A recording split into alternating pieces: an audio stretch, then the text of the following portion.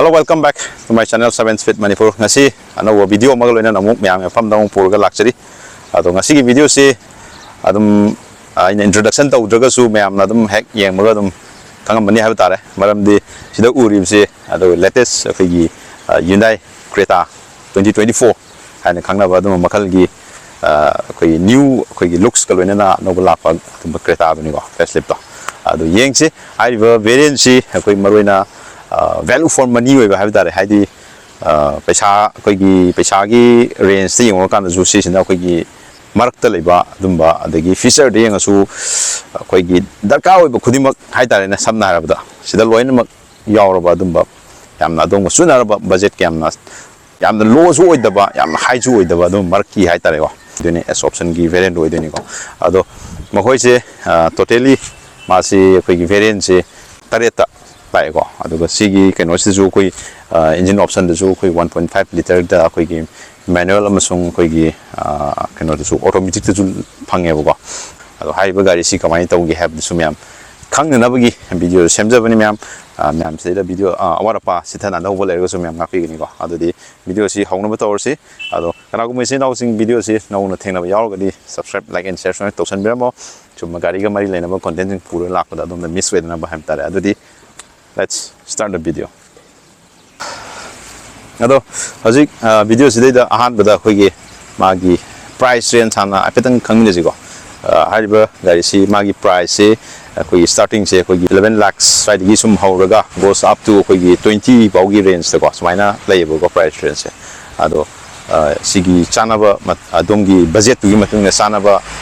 dum variant mayam ama laire ko marakta adu dagi dum sanaba dum khanbi bisu yagani aduga magi men khoigi variant se khoigi aham da e layer ni ko de ex adagi s layer ni aduga s option layer ni aduga koi sx take and smaina am jule ko adu koi sx anam layer ni aduga sx option and smaina am layer ko ado variant do screen dum hapsara ko aduga yeng asi si hai bagari sigi magi as option gi automatic transmission have tare sigi matang ngasi di habit chorokpa video amasum yengdaraji ado matang thang hai sum haijara age aduga magi khoigi monthly khoigi largest selling SUV analyze to su ma se adum ayama matamda 1 to 5 manung da ayama dum challe ko su paw ma se aduna Creta se documentic yamna demand leba dum kari su oire ko aduga matang ai dum haijara age ko ada koi mai looks matang dum paw su ko I wouldn't change a thing, 'cause in the story of our lives, the best of times through color glass. Time rolls on enough to let me move on past, but every little now and then it creeps.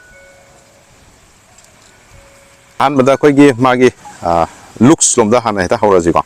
magi looks si kamai tawge ha bedo mayam yengbiyo ma se koi gi hana ga yengna ro kan da koi gi si je koi pura koi boxy type ta kitang di chang ba hele ko sina yeng bu su kitang SUV proper SUV compact SUV gi keno ma di dum yeng bu phangi ko aduga som the side lom da la ko kan da su gari se koi gi hana gi Creta do adumaki magi similarity di dum ji phaw dum lei ko aduga front ga the back side lom da yeng ko kan da di kitang khenab di khar lei de ko totally change hayare ko ado sigi yung alloy design je siju dum koi pra black order diamond kati wo je ko se top tan diamond ka lak do ne ko si ma dum yeng biro aduga so maning nom da gi yang pa kan dum jeng biro khena ba se dum Creta magi han gi le ba keno duga yam thina khena re ko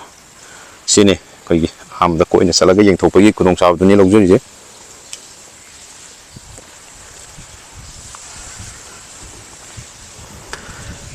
ado sida hek som da amang da lakpa kan da swaina dum my grill je am brightness lain phalna la lai ko ado ga magi leida DRL je swaina lai ni ado ga pura koi fully connected tala ni do sina muktan indicator in thok to ni ado station makha sida koi gi man koi LED da ko headlamp je smaila ni ado sida de koi fog lamp hapna bagi thoin ma thok ta da brand khale ko haidi sisina makha da fog lamp gi tang nakna lai ram ni ko adum sin adum ina foile na khale ko si grill jing ko gi dark chrome da fazana finish tawre yeng da si logo chaung na lejare ko smaina leire duga magi sigi rugged look ama sida magi silver finish ama happy jasina koi yem ga da je agari se koi SUV gi looks ama ubo phangale bo sini smaina koi front looks sei yem ga smaina ugani aduga ai ba gari se engine option smaina 1.5 natural aspirated ko tam lakani aduga engine je koi turbo petrol da lay aduga diesel da lay bo gari je keno so IVT ai just da su phange aduga manual da su phange aduga top koi turbo petrol na mo DCT ne smaina lae bo moi transmission je yamna smooth driving gi da makta have tare ma'am ना smooth driving की experience तो fungi है कि turbo petrol तो model लो अदुम सपीदसु यारे अदुगा सोई सुमना यामना आदि normal होइना याम थौ पामना बिसिनाव सिंग दि नॉर्मल 1.5 लीटर की कनो सिम थौ बियाय को अदुगा मागी इंजन आउटपुट से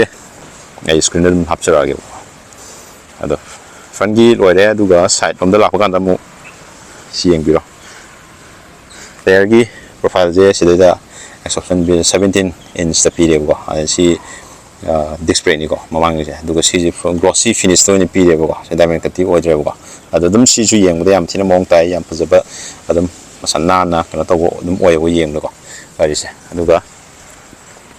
side lagi yeng da didum hanagi Creta dum ni yeng da mali se ko magi is my curve nyam se adu sida ORBM da hogi turn indicator si yaw jare adu da sida camera adu gi keno dum di of 360 gi camera dum dis di misware bo yembio smaina legini ko aduga koi gi smaina legingi sida magi gari sigi koi gi dimension na batare ko dimension screen ju hapsara ge adugi matik gari sigi magi sigi wheelbase si ju dum kana tawe dum sang ya batare aduga magi ground clearance ko si ju koi 190 mm gi sang smaina dum lei ko aduna koi kitang lambi nuai taw ko taw ama taw du sudum sina nuai dum helani namdi wang ya ko dum maning mamang si jo dix salai ko maning jo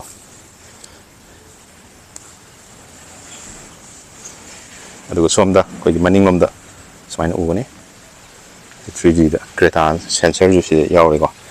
aduga LED gi design jo yamna ko boxy type ta dum amanga dum similarity je dum pazna dum maning da su dum la helle bu ko yeng da dum sina ko maning mang ji yeng do so mana da bu ko sina di he yeng da kana to hole mana le fazal le aduga matching ju hen ba tare safin de na le sino spoiler le stop lamp sida yaure ko defocus sida yaure do rear wiper ju si yaure ko DMB ade sino ko back camera si yaure ko sigi backlight di camera di sigi keno ju kai tare sigi skid plate hai kadra se ju yam yeng da dum SUV ki look sama dum keno hele ha tare sensor je ani kitang yawe ko adu se disu yawe sensor je mari yo mar sensor mari yawe ko sini ko gi overall ko gi mapan gi exterior looks sa bata smaina u bani ko adu mo se manung da musang yeng je ma ngam kari kari feature sing yauri ha bata du kang na manung sang ga yeng nar je manung sang dring da se disu yo auto ga di auto dum smaina thar mani ko adu normal ga di kem thar ro ko adu DCT or na DCT smaina thar ka ne ko adu yeng asi manung sangaga manung gi comfort zum hajara gi okay ai je mong manung sangaga manung da kai ge yauri have do adu feature je adu matham hajara ke request sensor yauri go se thong to ani adu magi thong yauri ba keno sing yeng biro se softest di oidre go adu be yeng da di softest da male go premium ne so kar lai ye go yeng si magi power control ne amje lock door lock tong nam ni ko asi mirror gi adjust tong nam si yaujare all power window ajare ko asi silver finish yam mong tan yauri ko ade bottle holder si yam chaung nam kan yaure si sum kana work feature man ye du khong ka jing da khoi seat ki height adjustment je khoi manually smain to ni ko ado yeng si ai ka khala ga kai ga ai comfort to seat ki comfort so hajar ke do mai manung gi kai no sum thong hajar ge okay sini magi koi gi steering gi keno singche magi control sing is mine u gani ko ado Creta gi ki dikat shape se sim di yam tina phajare ado kana gum machine au sing a hoi feature da su phajana dum yaw ba aduga SUV ju pa ma ba kitang premium luxury ba SUV pa ma ba maman ju yam tang da bi har ga di hai ba yamna value for money oiba sigi as option je Creta ge si dum prefer to wi yai ko adu yang si sida ko gi push stop button lai re ko adu idle stop ki lai re adu traction gi sida lai re ko adu headlight leveler si lai re ko AC fan ni si lai re ko sida ju Twitter yaw re the speaker ju si yaw re sigi je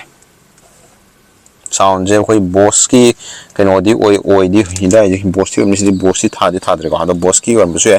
yang si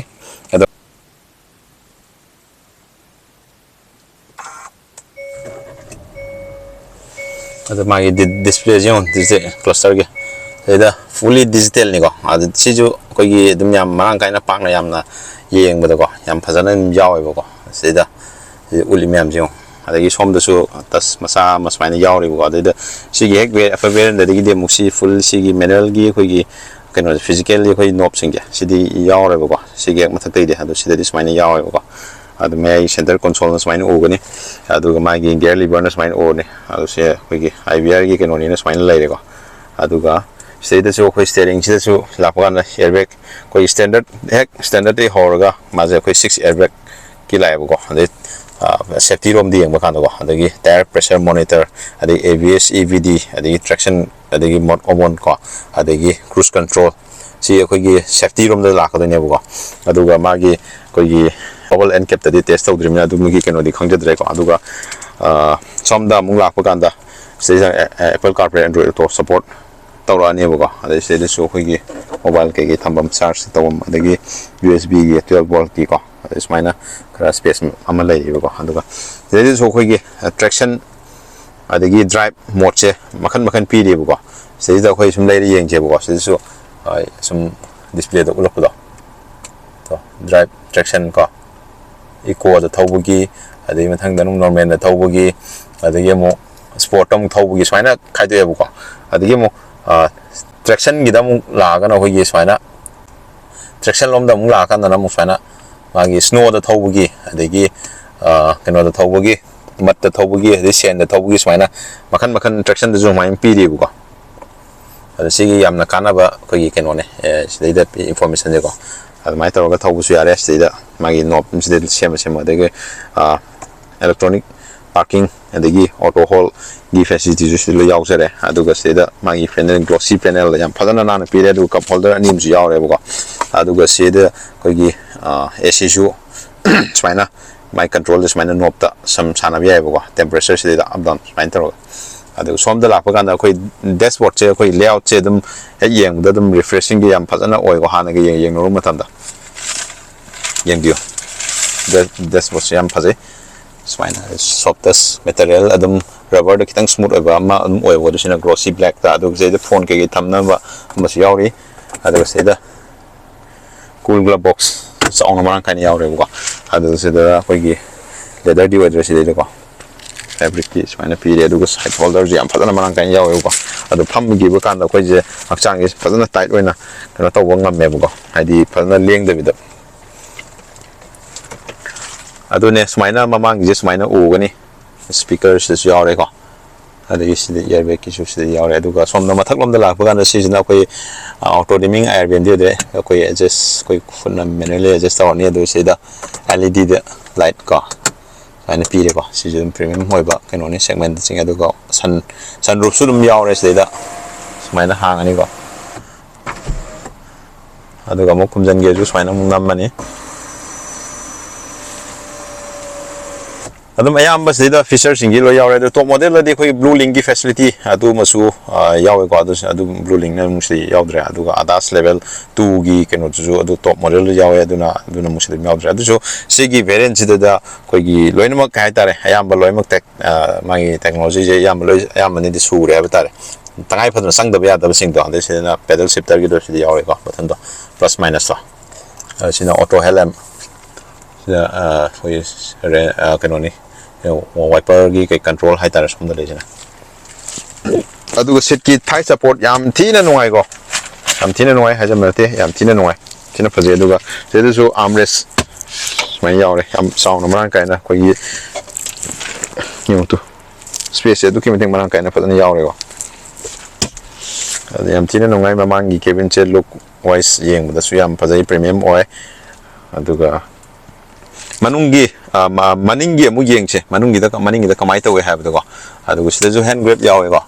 ada sida ju mirror yawe ko sida di yaudra aduga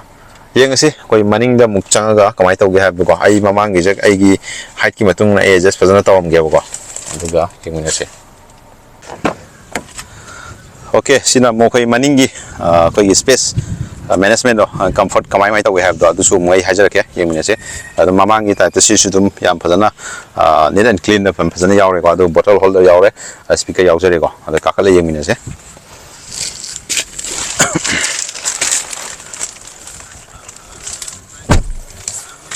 sigi ni room sidi yam thina marang kaina phajana leirame ko adagi la aigi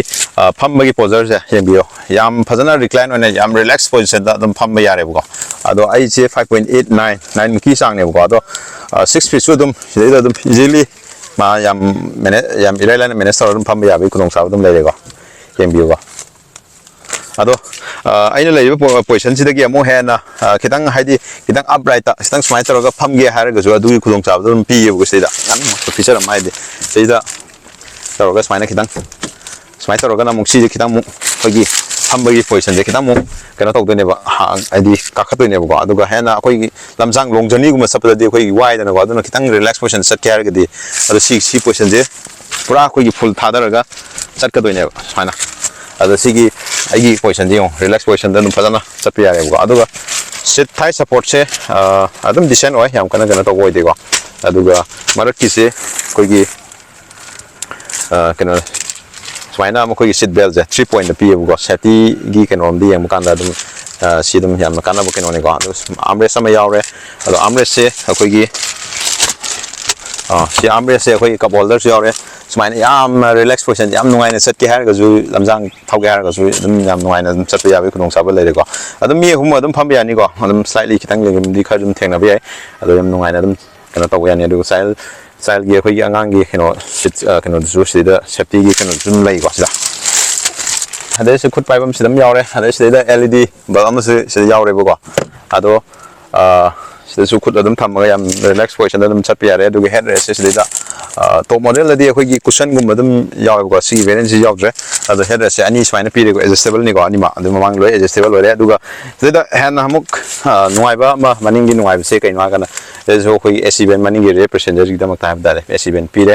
adu charging port anim je pire di phone nung se tham yare adu ga muk mayai the middle passenger gi damak ta koi gi sida yam ham oi ba do gari gi adu sida de muk pra almost koi 90% koi gi flat oi re ba aduna koi moment au da su yam na easily move to ba ko in and out to da su da gi sida som sat care jo ma to nuai na comfort oina dum to bo yare hai ni ko yeng bi oi ni room se marang kai na lai re ko khong swai na thang kala pham ba ba da dum ya bai kudong cha dum lai ni ko hai taro ngai na ado sini swai na lai ni maning gi comfort ko ai aduga som ma koi maning gi keno sum hai jara ke aduga amana hayok da ma lai res sida khoi gi tongan ba privacy daka lai ga chu adagi amu nungsa hen yam sar ga chu si kudong cha ba se sida dum na yam nungai na kena to ya ko siam pa ba kena mani ko ritin usam sa ko matam ni na sumaina si happy bisi sigi price point da sigi variant da happy bisi yam na a big thumbs up okay ado maning de mu yeng chi ko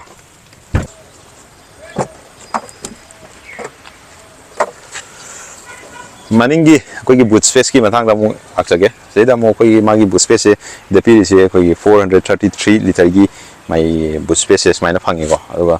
the juice space macha ma som space macha ma ke happy ab macha ma di phangi aduga phuk yaure di reading lem yaure ko aduga leda koi gi pose yamna arumba thang yam nungai ga do ba mana cj kan the deepness kem leitre flat pure flat dum leire ko